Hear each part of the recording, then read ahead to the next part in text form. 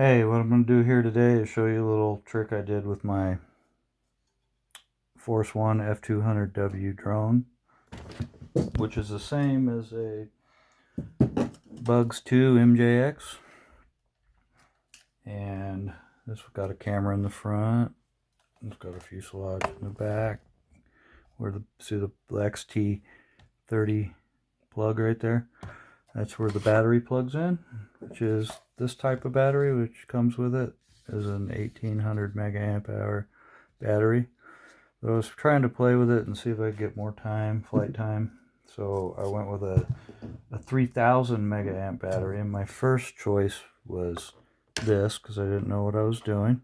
And I bought a 3000 megaamp deal like this, and I thought, well, I can just adapt this thing Velcro to 2 pieces of Velcro and stick it to the bottom of the thing and fly it and see how long it lasts. It did come with a bigger plug. It had this XT60, so I had to take the XT60 and buy a couple of these things. They're cheap, like $1 each or something on eBay, and it's just an adapter that turns the XT60 into an XT30. Voila. So with this one, you just plug it in, flat side, only go in there one way. Plug it into the XT plug, and I got juice.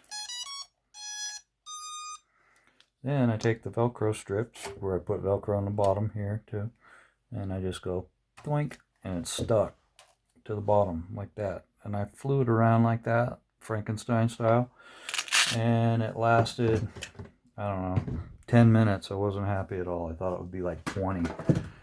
But because it's heavier, hanging off the bottom, probably screwed with the aerodynamics, made the props work more, whatever. Drained the battery quick. But a standard battery, I only get like 15 minutes maybe at the most out of a standard one. And that's where you're not doing a lot of up, down, hauling, flying fast one side to the other. If you just hover, you can get 15 minutes out of it, basically, if you take pictures and sit there in the same spot. But I then went and got this thing. It's an Ingpow 3000, and it's a different shape, same mega amp, same 25C rating, and it fits in the fuselage. Weird. It's a little bit wiggly, but I wasn't happy with just putting duct tape across the back of it to hold it in, so I was bored and I decided to do one of these. Took one of these batteries and cut the end off of it. This battery you take, there's 6 screws. There's 2 here on the bottom. There's 2 in here by the XT30 plug, and there's 2 underneath. When you get those 6 screws out, you just run a knife down the edge of this sticker and down the edge of that sticker, and this whole thing just snaps apart. And there's a battery inside of there that's similar to the size of this one, only it's a little bit smaller. This 1800 megaamp battery.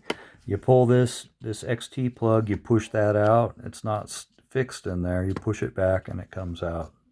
But this piece where these 2 screws are, you got to save, because underneath, it's hard to see maybe, but down here below these screws is where, when you stick this battery in the fuselage, when this goes in, oops,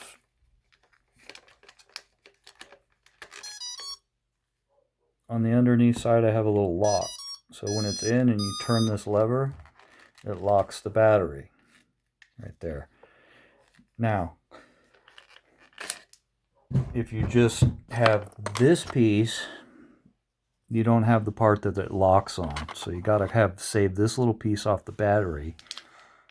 I already messed one up and did it wrong, so I know.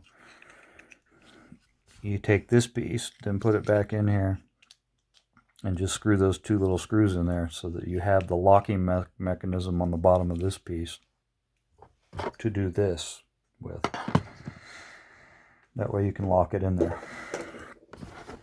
So when I got this battery, the cable is shorter than the stock battery one, so instead of having a clean like this where you can wind your LiPo charger thing back up in there and push it in there and then slide that battery in, I couldn't do that because it was too short. I wouldn't have enough to charge it because my charger, this has to pull out enough to go into my charger, the way my LiPo charger is. If you have one that you can use a shorter one with, then more power to you. I didn't want to cut and redo the wires, so instead I cut a hole in the back of the thing right here and pulled that out through the back.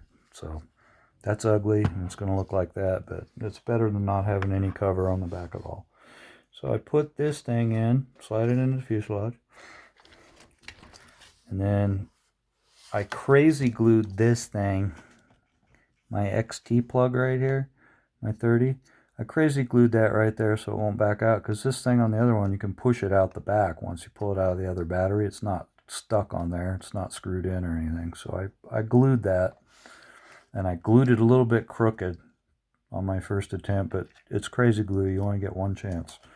So I go, it takes a little wiggling with this one, but I'm going to redo another one better. This is my first one.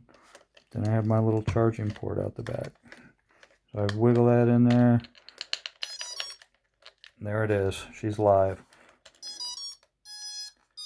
I got my charging cable out the back, little piggy tail. And then I can turn this and lock it. And it won't come out. But this hole I did with a hacksaw Dremel tool job, and it wasn't really that clean. You could probably do it, you know, more precisely to the size of that charger plug and make it look better. But I just have a little piggy tail hanging out the back while it flies. But I've tested this 3000 mega amp and I get 15 minutes out of it, and I didn't even go until when it started beeping and telling me low battery. I let it come back right then.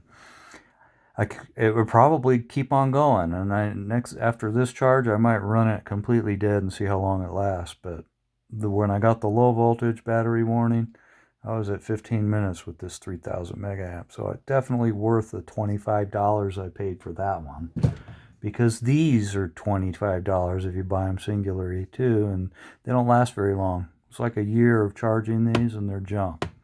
We'll see if the 3000 lasts longer. Anyway, that's something to do if you want to upgrade to a 3000 mega amp battery. That's how you keep your cover. See ya. Have fun flying.